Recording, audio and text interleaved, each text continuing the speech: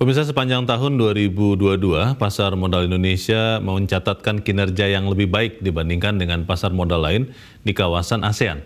Pasar modal Indonesia bahkan tetap tumbuh positif di tengah pandemi COVID-19 yang belum berakhir. Bagaimana menjaga capaian positif kinerja pasar modal Indonesia di tahun 2023 ini? Bagaimana sebaiknya bentuk pengembangan pasar modal Indonesia? Kita akan membahasnya bersama dengan analis pasar modal yang juga adalah Direktur Ekuator Suwarna Investama, Hans Kui. Pak Hans, selamat pagi. Ya, selamat pagi. Selamat tahun baru ya Pak Hans ya. Ya, selamat tahun baru. Ya Pak Hans, kita tadi sudah lihat sama-sama bagaimana pembukaan perdagangan saham di Bursa Efek Indonesia diresmikan oleh Presiden Joko Widodo. Tapi kalau kita mau melihat apa yang terjadi di 2022, kalau Anda lihat sebetulnya apakah memang kinerja Bursa Efek Indonesia di tahun 2022 itu sudah optimal, memang sebegitu yang maksimal yang bisa dicapai, atau sebetulnya masih ada peluang untuk bisa menguat lebih jauh lagi, Pak Hans? Bagaimana menurut Anda? Ya, sebenarnya kinerja bursa kita ini jauh lebih bagus ya kalau dibandingkan dengan bursa-bursa global yang ada. Gitu. Kita bisa tumbuh 4,1% ya, 4,09%. Yeah. Nah, kalau kita lihat sepanjang tahun itu, di awal tahun memang orang optimisme cukup tinggi ya. Setelah kita melihat ada varian Omicron, diprediksikan itu akan menjadi varian terakhir ya, karena tingkat keparahan COVID-nya itu relatif lebih rendah dan penyebarannya lebih cepat gitu. Yeah. Nah, market bergerak cukup positif, kemudian ada perang Ukraina dan Rusia. Pasar saham global mayoritas agak tertekan, pasar kita konsolidasi tetapi melanjutkan kenaikan. Nah, dari dua peristiwa tadi, COVID dan perang Ukraina Rusia ya, geopolitik yang panas, sebenarnya kita mendapatkan berkah di sana adalah harga komoditas itu dari tahun 2021 itu mulai tren naik gitu ya. Begitu ekonomi mulai dibuka, demand komoditas naik, bergerak naik gitu. Yeah. Nah, perang Ukraina Rusia itu menyebabkan dana itu keluar dari Eropa gitu ya, kemudian bergerak ke emerging market yang dianggap netral dan cenderung diuntungkan oleh kenaikan harga komoditas gitu. Jadi kalau kita lihat, karena itu sepanjang tahun itu dana asing itu bergerak masuk terus ke pasar Indonesia gitu ya. Nah, ini menyebabkan pasar Indonesia itu relatif cukup positif. Memang kalau kita lihat di pasar bond gitu ya, itu dan memang dana asing keluar dari pasar bond karena Federal Reserve naikin suku bunga sangat agresif gitu ya. Betul. Sehingga yield obligasi Amerika kan bergerak naik gitu, sehingga dana itu pasti keluar dari emerging market balik dulu ke Amerika karena yield mereka lebih menarik gitu. Tapi di pasar saham sangat positif gitu. Nah, sebenarnya kita agak tertekan gitu ya di bulan Desember sesudah Tiongkok merubah kebijakan tentang zero COVID mereka gitu ya. Jadi begitu Tiongkok membuka diri rencananya untuk tidak lagi zero COVID gitu ya, itu terlihat ada rebalancing portofolio ya yang dilakukan oleh beberapa fund ya asing terutama, itu menggeser sebagian dananya kembali lagi ke Tiongkok gitu. Nah, ini yang menyebabkan pasar saham kita kinerjanya agak sedikit tertekan turun gitu ya. Jadi sebenarnya kalau itu tidak terjadinya di tahun 2023, kita pikir saham kita pasti kinerjanya jauh lebih baik. Kalau melihat apa yang terjadi di Tiongkok itu, Pak Hans, kan ini kita lihat bahwa kondisi terakhir adalah kasus yang meningkat signifikan, besar, banyak sekali di Tiongkok.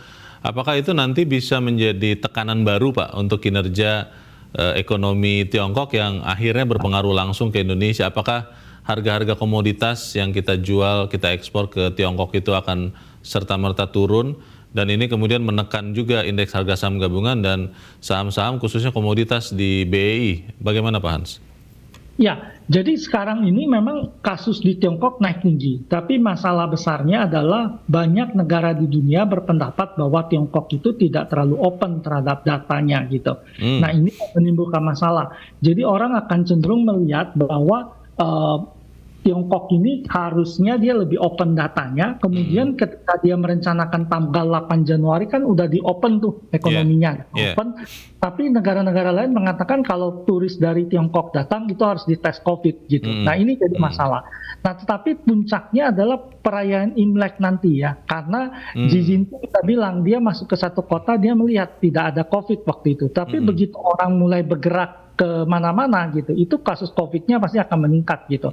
Nah, waktu Beijing nanti Imlek gitu ya, sama dengan awal COVID datang waktu itu ya, di Wuhan, habis Imlek itu virusnya menyebar kemana-mana. Nah, ini pertaruhan besarnya adalah waktu dia Imlek, bagaimana sesudah Imlek itu kasusnya mungkin mencapai puncak, tetapi kalau varian yang berkembang di sana masih Omicron, kita pikir sesudah itu kasusnya akan turun lagi gitu ya. Jadi ini akan menjadi akhir herd immunity di Tiongkok, ya ekonomi Tiongkok bisa dibuka secara normal kembali. Pak Hans, ini masih terkait dengan pandemi, tadi juga dikutip di dalam pidato pembukaan perdagangan saham oleh Presiden Joko Widodo bahwa fakta selama tahun 2022 itu kebanyakan investor di Bursa Efek Indonesia orang-orang muda, Pak Hans. Tadi dikutip bahwa 55% investornya berusia di bawah 30 tahun, bahkan 70% berusia di bawah 40 tahun. Ini artinya banyak investor muda. Kalau Anda melihat, apakah ini sesuatu yang memang benar bisa menjadi potensi pengembangan pasar, atau malah bisa menjadi bahaya kalau kemudian tidak disertai dengan literasi atau edukasi investor? Ada beberapa teman saya, Pak Hans, yang memang sama sekali tidak tahu berinvestasi di pasar modal, sudah mulai kapok, Pak, karena tidak mengerti strateginya, dan akhirnya mereka merugi besar di Bursa Efek. Menurut Anda seperti apa? Ya, kalau kita lihat sebenarnya jumlah investor Indonesia ini masih sangat besar sekali potensi kenaikannya ya. Jadi dibandingkan orang yang menabung di bank ya, jumlah investor kita 10 juta lebih itu masih punya potensi peningkatan yang sangat besar sekali gitu. Nah, di awal-awal ini pasti semua orang banyak yang masih ikut-ikutan ya. Jadi pasti yang seperti Pak Leonard sampaikan tadi, banyak orang yang masih ikut-ikutan mengalami hal tersebut. Tapi sebenarnya konsep dari investasi itu adalah bagi orang yang punya waktu untuk belajar dan waktu memantau investasi, dia bisa melakukan aktif investasi. Tetapi bagi orang-orang yang sambil bekerja, waktunya kurang gitu ya untuk memantau, untuk belajar tentang investasi dengan baik dan benar, sebenarnya mereka bisa membeli lewat reksadana gitu ya, jadi instrumen yang dikelola oleh fund manager gitu. Tapi ke depan memang tren investasi ini akan sangat baik sekali gitu ya, jadi karena orang punya kelebihan pendapatan gitu ya, dan bisa ditabung kemudian diinvestasikan gitu ya untuk masa depan. Pak Hans, terakhir Pak, kita tahu di tahun lalu itu ada beberapa emiten besar sekali yang go public. Kalau saya boleh sebut Goto ya, lalu ada Buka juga sebelumnya. Dan ini ternyata bagi investor yang benar-benar masih hijau, merugi saat ini, walaupun memang belum terrealisasi. Kalau Anda lihat bagaimana peluang go public emiten-emiten baru di tahun 2023 ini, apa benar masih bisa menarik minat investor, atau jangan-jangan sebagian sudah mulai jera gara-gara ada beberapa kasus emiten tadi, Pak Hans? Ya, kalau kita lihat minat dari perusahaan ya untuk go public itu cenderung lebih tinggi gitu ya. Jadi kita harus lihat bahwa sekarang ini tren bunga lagi tinggi, bergerak naik ke atas. Sehingga kalau kita lihat pendanaan dari segi perbankan itu pasti lebih mahal gitu posisinya. Nah, ini mendorong orang untuk cenderung mengambil pendanaan itu adalah lewat go public gitu. Sehingga kalau kita lihat minat dari perusahaan untuk go public cenderung akan lebih tinggi ya dari tahun lalu sebenarnya. Dan kemudian yang kedua adalah investor itu bertumbuh dengan sangat banyak gitu ya. Nah, biasanya mereka melihat go public itu cenderung lebih menguntungkan ya di awal-awal gitu ya, sehingga mereka cenderung ikut gitu. Nah, pengalaman membuktikan sebenarnya kalau go publicnya di perusahaan-perusahaan yang menengah kecil itu cenderung lebih punya potensi bergerak naik daripada yang size-nya sangat besar gitu ya. Biasanya yang size besar itu tidak bisa naik terlalu banyak, dan ada beberapa yang malah sesudah itu mengalami koreksi ya, karena yang ditawarkan kepada publik dalam jumlah yang sangat besar gitu. Nah, yang perlu dipahami oleh investor adalah investasi itu harus dirubah ke jangka panjang. Jadi ketika ada perusahaan go public, kita harus lihat dulu ini perusahaan apa, bagaimana prospeknya. Jadi dibeli dalam jangka panjang, sehingga tidak lagi terjadi panic selling yang terjadi di pasar gitu ya. Begitu go public naik langsung jual, jatuh gitu. Kalau semua orang jual pasti harganya jatuh gitu. Pak Hans, terakhir sekali Pak, ada yang percaya bahwa indeks bisa ke 7.500 di tahun ini. Anda termasuk yang percaya atau bagaimana? Ya, ini cukup menarik ya tahun ini, bahwa tahun lalu puncak inflasi udah tercapai. Tahun ini diperkirakan puncak suku bunga akan tercapai di kuartal kedua gitu. Sesudah itu, The Federal Reserve dan beberapa bank sentral termasuk BI mungkin akan mulai menurunkan suku bunga gitu.